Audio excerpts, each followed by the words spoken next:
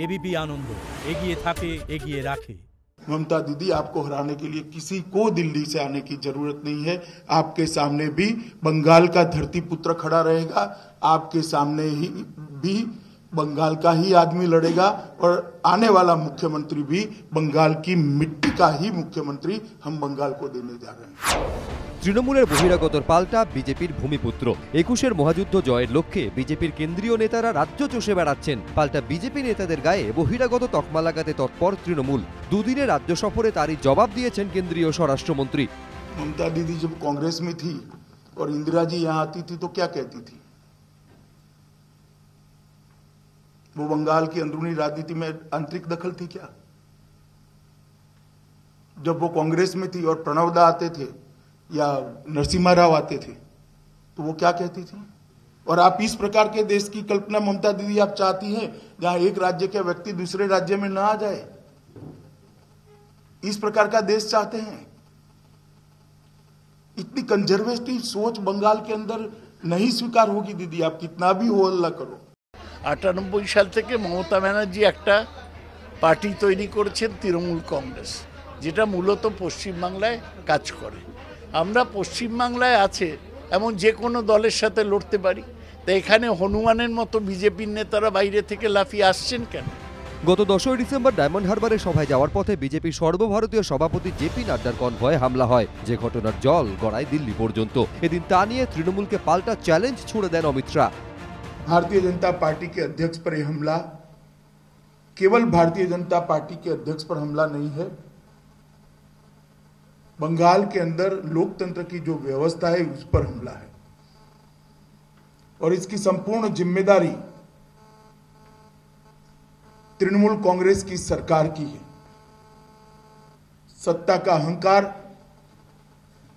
जब सर पर चढ़ जाता है तब इस प्रकार की घटनाएं आकार लेती है। কনভয়ে হামলা না হলে ভালো হতো, আমরা খুশি হতাম, কিন্তু বিজেপির পক্ষ থেকে এমনভাবে দেখানো হচ্ছে যে এটা চীনের সঙ্গে যুদ্ধ হয়েছে, সেরকম কিছু হয়নি।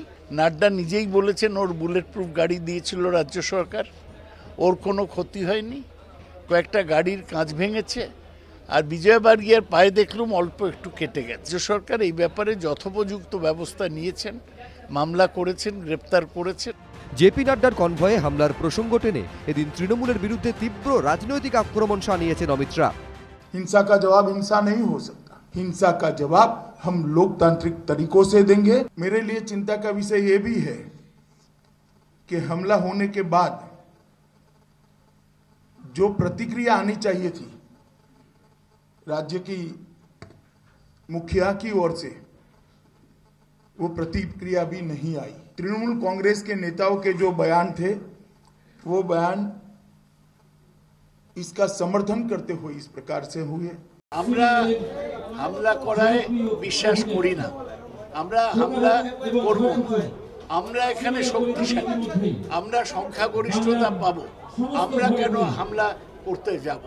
হামলা বিজেপি করছে, এই যে অমিত শাহ আসছে, বিজেপির কিছু কর্মী গ্যাসকে সব জায়গায় হাল্লা করে। নাড্ডার কনভয়ে হামলার পর রাজ্যের 3 আইপিএসকে ডেপুটেশনের নির্দেশ দেয় কেন্দ্রীয় সরকার, যার সমালোচনা করে কেন্দ্রীয় স্বরাষ্ট্রমন্ত্রী সফর চলাকালীন মুখ্যমন্ত্রী টুইট করেন, পুলিশ অফিসারদের বদলি করে রাজ্যের অধিকারে নির্লজ্জভাবে নাক গলাচ্ছে কেন্দ্র। বাংলাকে সমর্থন করার জন্য দিল্লি, ছত্তিশগড়, রাজস্থান, পাঞ্জাবের মুখ্যমন্ত্রী এবং স্ট্যালিনকে ধন্যবাদ। এরা প্রত্যেকেই যুক্তরাষ্ট্রীয় ব্যবস্থাকে মজবুত রাখার প্রতি সমর্থন জানিয়ে বাংলার পাশে দাঁড়িয়েছেন।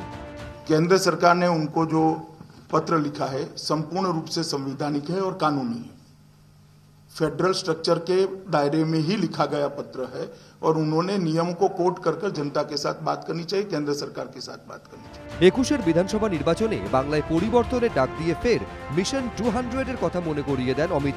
मैंने कहा हम 200 से ज्यादा सीट जीतेंगे और पूर्ण बहुमत की भारतीय जनता पार्टी के। তৃণমূলের কটাক্ষ, দিবা স্বপ্ন দেখছে বিজেপি।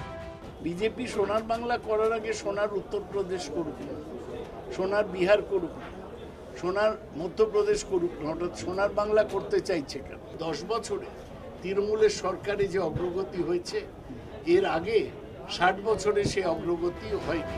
বিধানসভা ভোট আগামী বছর, কিন্তু তার অনেক আগেই কেন্দ্র আর রাজ্যের শাসক দলের শীর্ষ নেতা নেত্রীরা রণবাদ্য বাজিয়ে দিয়েছেন, যার জেরে এই শীতেও বাংলার রাজনৈতিক আঁচ গনগনে।